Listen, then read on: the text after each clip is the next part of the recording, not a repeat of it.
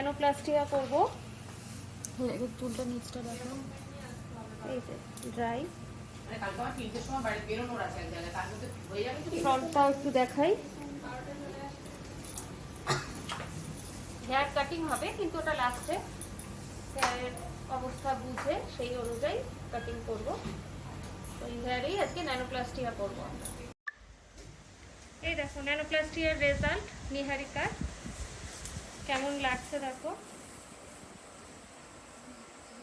এই দেখো, এটা কিন্তু কোনো স্ট্রেটনিং স্মুথনিং কিচ্ছু না, এটা রাফ ছিল হেয়ারটা, তলার দিকটা বেশ ড্যামেজ ছিল।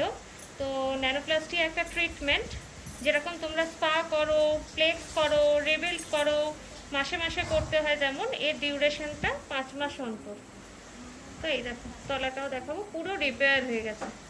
একটা স্ট্রেট লুকসও দিয়েছে, আর একবার দেখো তলা, একবার স্ট্রেট লুকসও দিয়েছে, আর পুরো রিপেয়ারও করে দিয়েছে। এই দেখো তলার দিকটা। আমি এবার ফ্রন্টে নিয়ে যাব, নিয়ে গিয়ে ওকে একবার জিজ্ঞেস করবো যে কীরকম লাগছে। হয়তো দেখে মনে হবে স্ট্রেটনিং বা স্মুথনিং কিছু করা হয়েছে, কিন্তু কিছু না, ন্যানোপ্লাস্টিয়াই করা হয়েছে। এবার তুমি বলো, একটু ফিল করো হাত দিয়ে, বলো কীরকম রকমের স্যাটিসফাইড। চুলটা অনেক ড্যামেজ ছিল, আর সেখান থেকে অনেকটা শাইনি, অনেকটা সিল্কি হয়ে গেছে।